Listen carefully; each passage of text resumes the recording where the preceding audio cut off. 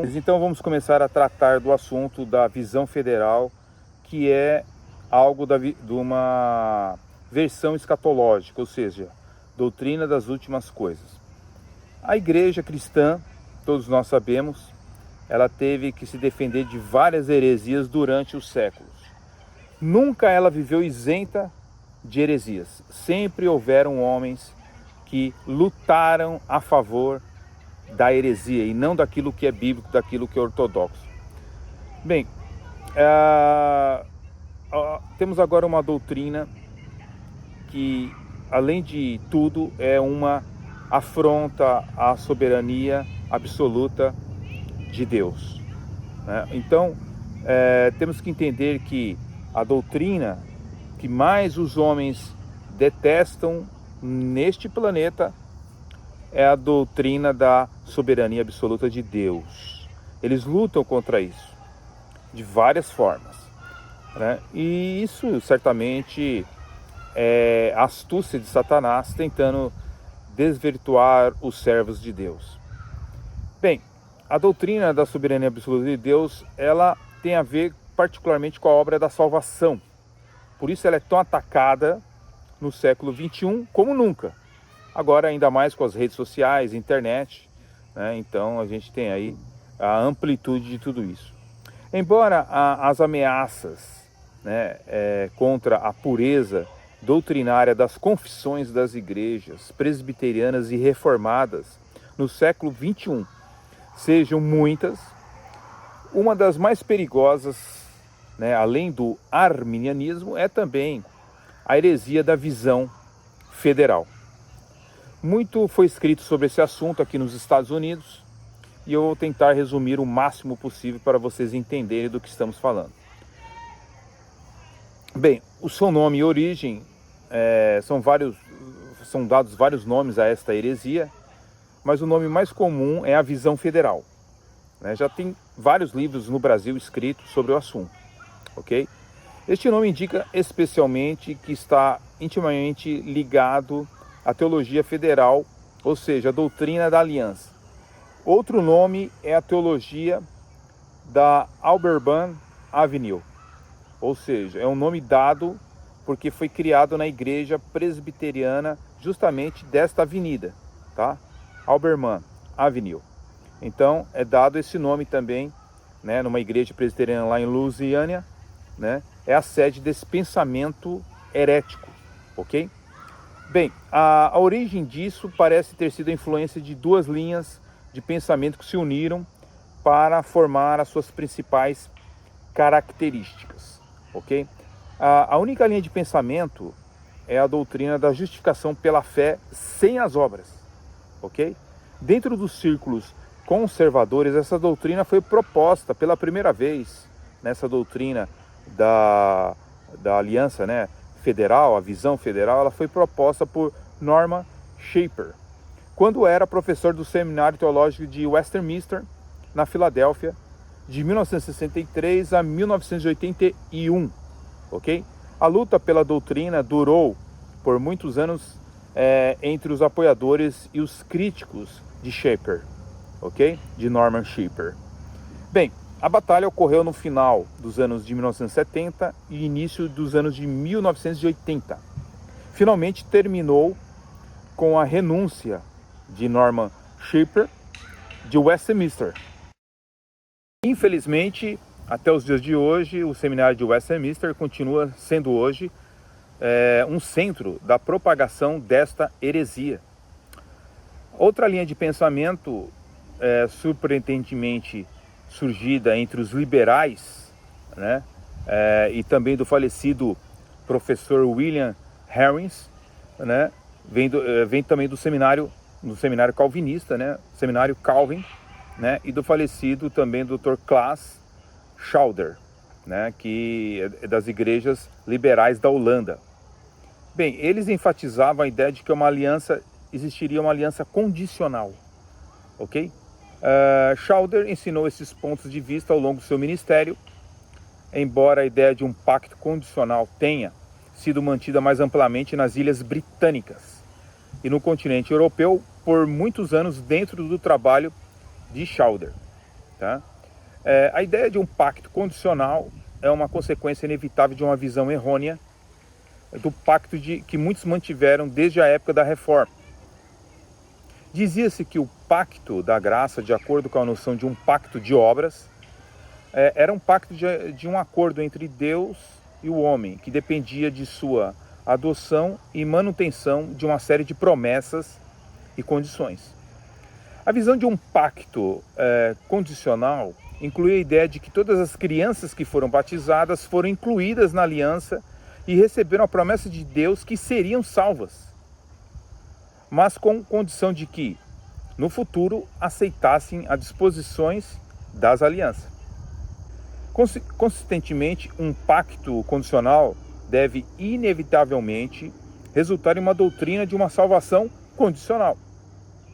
A teologia da visão federal, ela leva essa ideia de salvação condicional ao seu fim necessário. Alguns dos principais nomes dessa visão, nós poderemos incluir aqui o próprio Norman Schaeffer, nós podemos incluir também Steve Williams, também foi um ministro presbiteriano, e por incrível que pareça temos também John Freeman, que é muito conhecido, né, através das suas literaturas no Brasil. Ele é professor de seminário presbiteriano. Mas temos também Steven Schelf, que é um nome alemão, tá? E Douglas Wilson, senhores, por incrível que pareça. Então, 2 ministros de igrejas independentes e John Barak, ex-ministro da Igreja Reformada Unida. Outro defensor dessa visão seria Don Van Kainen, um ministro da Igreja Cristã Reformada Ortodoxa. Quase todas as principais denominações reformadas e presbiterianas aprovaram a heresia aqui nos Estados Unidos ou se recusaram a condená-la, né, em uma forma ou de outra, né? Algumas denominações, como a Igreja Cristã Reformada Ortodoxa, têm lutado por muito tempo com essa doutrina, embora um dos seus pastores a tenha ensinado abertamente e não tenha sido disciplinado. No entanto, a oposição a esta visão parece estar aumentando. A igreja nos Estados Unidos, chamado RCUST, não apenas adotou um documento condenando a visão federal, mas também pediu arrependimento àqueles que a mantêm. 2 longos documentos apareceram a partir dessa escrita condenando a visão. Um foi preparado por um comitê da Igreja Presbiteriana Ortodoxa, a OPC, e o outro pela Faculdade Americana Central. Espera-se sinceramente que mais igrejas se unem à sua condenação. A visão federal, além de qualquer dúvida, é mais grave ameaça à verdade em particular que as igrejas viram nos últimos anos. Inúmeras modificações da verdade da graça soberana foram introduzidas nas igrejas desde Dort e Westminster, mas sempre houve algo sutil, né, dentro das igrejas, e foi justamente ela se passar por reformada. Na visão federal, nós e o mundo da igreja somos confrontados com um ataque aberto e frontal contra aquela verdade da graça soberana, em defesa da qual tantos no passado sofreram e morreram. O ataque não é camuflado, senhores. É sem dúvidas uma rejeição da justificação de Lutero apenas pela fé. É uma reiteração do que a Igreja Católica Romana ensinou durante séculos, né? E que esta heresia, ela está transvestida de reformada. Esse que é o grande problema, né? E nós fomos libertos de Roma, mas veja que sempre estamos sendo atacados pelo sinergismo romano. É como se ele quisesse voltar a todo momento, né? E é por isso que você vê muitos pastores presbiterianos aderindo ao sinergismo no Brasil e aqui nos Estados Unidos. O ataque é constante à verdade bíblica. Então nós temos que estar sempre lutando pela verdade, ok? Isso é uma negação à justificação pela fé. Precisamos entender que a Igreja Católica Romana, ela ensinou durante séculos, e foi a reforma que nos libertou desse sinergismo.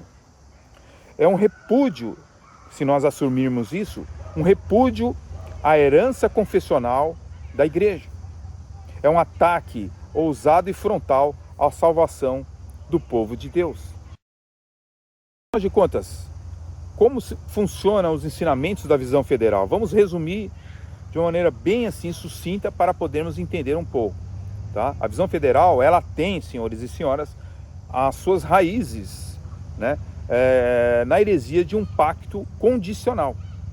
Enfatiza que é uma doutrina que tem a ver com a aliança, não só em suas raízes na teologia da aliança, mas também define a natureza e a essência da aliança. Não importa qual seja a visão da aliança, ok? A doutrina da aliança tem a ver com a doutrina da salvação. Ela está entrelaçada, a escatologia, a teologia da aliança, junto com a salvação.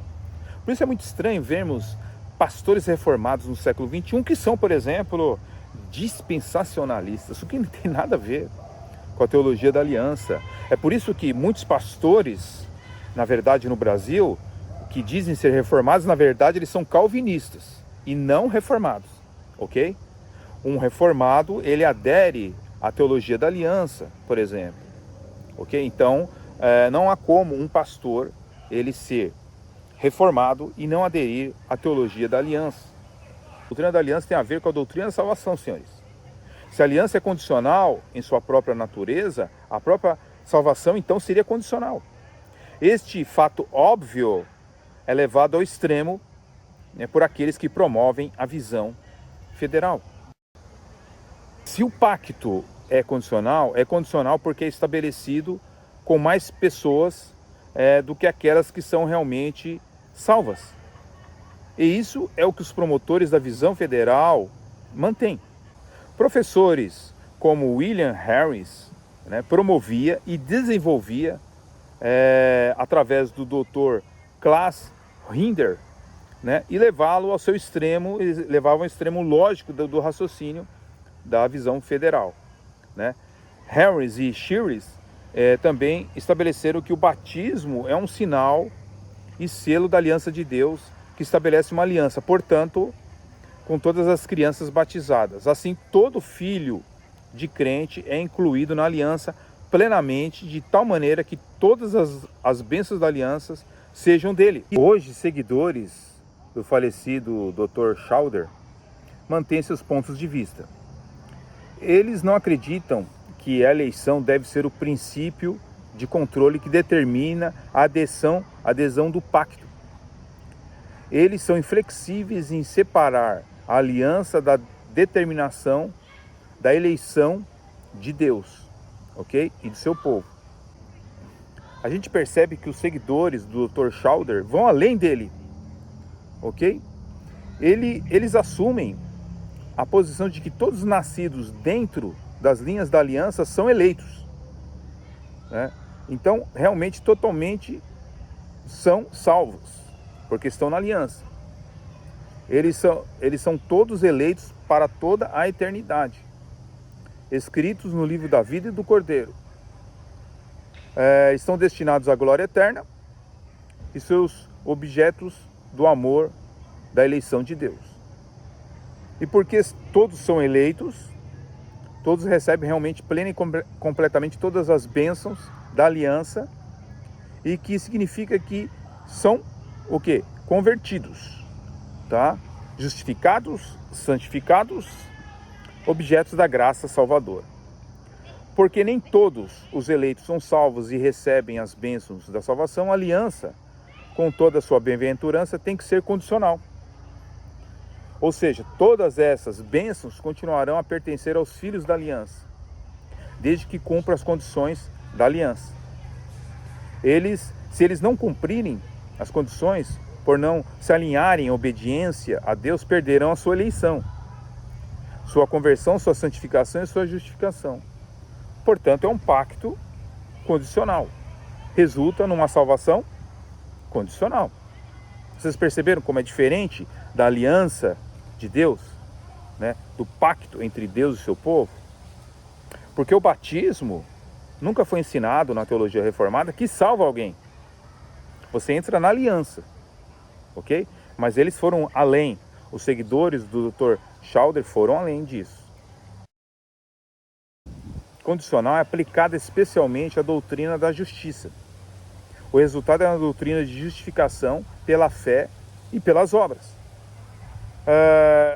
É assim que estamos de volta onde a igreja partiu lá em 1517, quando nós nos separamos de Roma. Ela está voltando para Roma, pois estamos voltando para uma teologia católica romana. O autor e ex-protestante justificou seu retorno à Igreja Católica Romana com apelo à doutrina de Shepard, da justificação pela fé e pelas obras. Pode-se objetar que os reformadores repudiaram unanimemente a heresia de Roma e concordaram que a justificação era apenas pela fé. Os promotores da visão federal não são dissuadidos por um apelo aos reformadores, mas eles repudiam e menosprezam os reformadores. Pode-se objetar que Lutero chamou a verdade da justificação, mas eles estão caindo numa igreja de fé e obras. Entende? Um promotor da heresia desta visão federal simplesmente escreveu que Lutero estava errado. Então pode-se objetar que as confissões reformadas dos padrões de Westminster estão todos de acordo com a justificação e apenas pela fé, né? As confissões são descartadas por eles, ou estão erradas para eles. E na melhor das hipóteses, estão inadequadas neste ponto, segundo eles. Estão num aceno de mão dadas com Roma. Senhores, nós vemos que Paulo é extremamente claro nas cartas aos Romanos e aos Gálatas sobre a justificação pela fé. Todavia, nós vemos aí novos movimentos surgindo de interpretação bíblica que vão causar e já estão causando um transtorno dentro das igrejas cristãs. Nós temos aí o nome de N.T. Wright, que é um teólogo e bispo anglicano da Inglaterra, que acabou inventando nessa nova teoria de que Paulo não estava escrevendo contra a justificativa pela fé e pelas obras, mas que ele estava combatendo uma heresia judaica que tentava se justificar através das obras da lei. Bem, nós vemos que N.T. Wright diz que a feroz denúncia de Paulo da justificação pela fé e obras, bem como a sua insistência repetida de que a justificação é apenas pela fé, foi simplesmente uma refutação do legalismo judaico. Porém, entretanto, nós vemos aí Tiago, em sua epístola, que define um equilíbrio certo sobre essas questões. Tiago nos diz que tanto Abraão como Raabe, essas pessoas foram justificadas pelas obras ou pela fé. Evidente que é pela fé.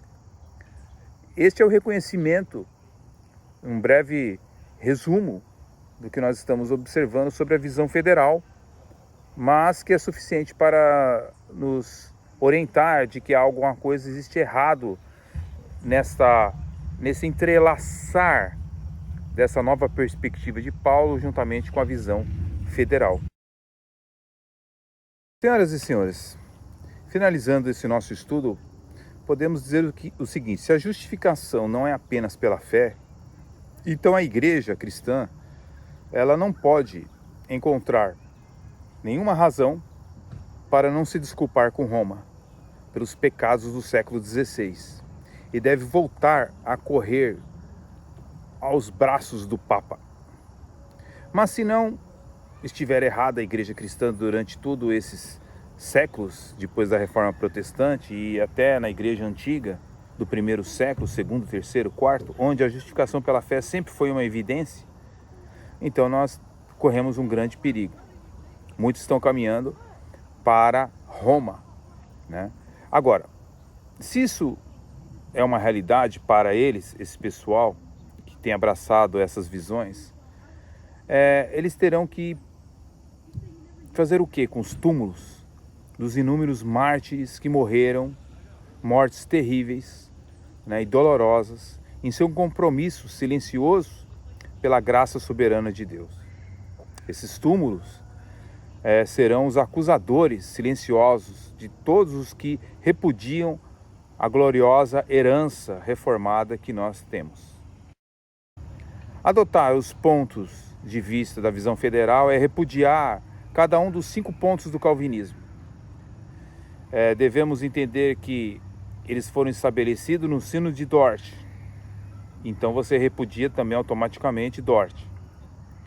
Para um decreto particular soberano eficaz da eleição incondicional, os defensores da heresia, da teologia federal, optam pela condenável doutrina da eleição condicional.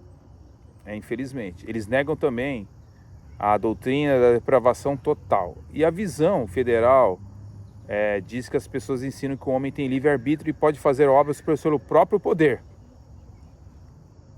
Para a redenção particular, agora somos confrontados com a antiga heresia de uma expiação universal. Se todas as crianças batizadas têm salvação, de fato, é porque Cristo morreu por todas elas. A igreja lutou por uma expiação específica em vão, se essas opiniões são verdadeiras. Em vez de uma graça irresistível, nos dizem que a graça é resistível, já que todas as crianças batizadas recebem graça, embora algumas resistam com sucesso. E o crente não pode mais encontrar refúgio na doutrina da perseverança dos santos, pois ela pode ter sido eleita uma vez regenerado, justificado, mas ela não tem garantia que permanecerá assim até o fim. Tudo depende da sua própria obediência e boas obras. A aliança eterna da graça de Deus, a única verdade unificadora do Evangelho, a doutrina abrangente da salvação, torna-se um mero acordo condicional, dependente da nossa fidelidade e vontade de cumprir as condições dela. Portanto, senhores, eles querem nos convencer deste veneno, mas é um alimento estragado. Devemos ficar com os alimentos ricos e nutritivos da graça soberana da parte de Deus. A única resposta pode ser o seguinte, que eles são os inimigos do Evangelho. Vamos agradecer a Deus todos os dias pelas verdades da sua própria aliança eterna e de sua graça.